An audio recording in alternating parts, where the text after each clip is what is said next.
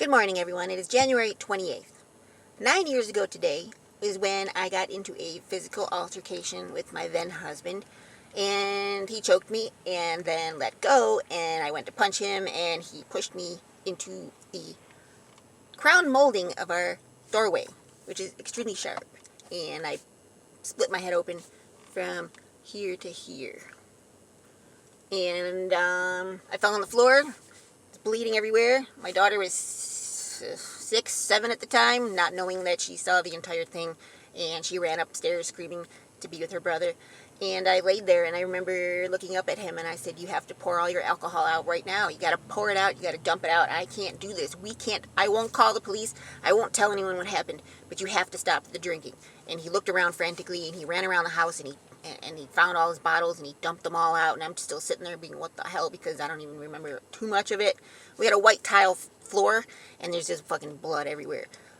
So he gave me a towel, and kids came downstairs, and I'm like, "I'm fine, it's okay." I slipped on the floor, because, tile is very slippery in the winter, and it was winter, and it was snowing, and it was like thundering and lightning. It was a fucking really weird whole thing. So my husband got us all in the car and drove me to the hospital, and then he was just like, "Okay, well, how do I get there?" Are you fucking kidding me right now? I'm kind of wounded here, and I don't know what the fuck my name is, but you want me to find us, you want me to, get us to the hospital.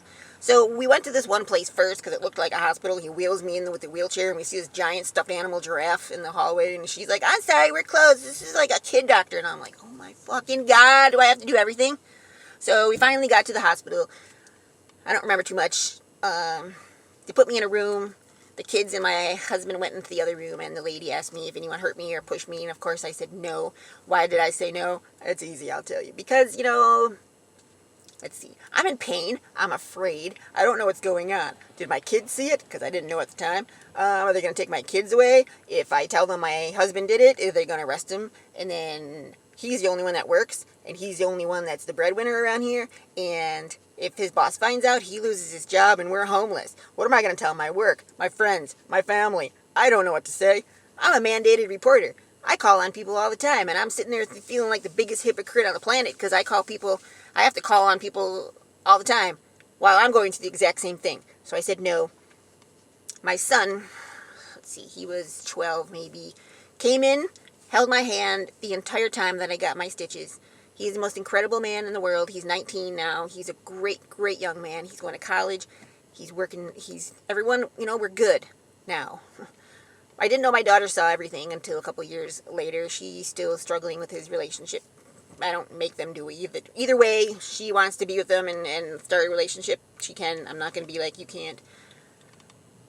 So yeah, I got balance problems, traumatic brain injury, which is the frontal lobe, which affects your emotions. So before I was a quiet little mouse and I never really said much, to being someone who has no control over her mouth.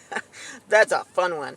Yeah, I'm aggressive-ish, and the meds I take make me a little bit aggressive, but so does the injury. And so does being abused for 15 years. Okay, so my family was like, they didn't like the new me. And I was like, that's great, because I can't change who I am. I don't know. I would be grateful I'm still here, and I got ourselves out of that relationship, and we're good now, but that's just me. So yeah, fast forward to now, 9 years later, my exes have finally been 3 months sober, and it's amazing, and I forgive him, and we're good. And, life sucks, and you can either be bitter and angry all the time, or you could move on. Make fun of yourself. I do. I don't need to get drunk to go to a party. I'm fun, I look like I'm, losing my balance a lot. Sometimes people think I'm drunk, and I'm not. That's a fun one. I might be losing the sight in my right eye because the ocular nerve was damaged that you didn't know. Doctors really didn't tell you much. They're like, yeah, have a good time. Like a couple of years later, I'm starting to lose my memory. It was just a fucking mess. And it still is. But you know what? I don't care. And I don't regret it. And I do it again because I needed to wake up. I needed to be on my own. I needed to stand on my own 2 feet. And I'm doing it. So don't give up. There's always hope. You got to find the good things while you're going through the bad things. So that's my little speech today. Have a good day, everyone. Stay strong. There's always hope. Today sucks. There's always tomorrow.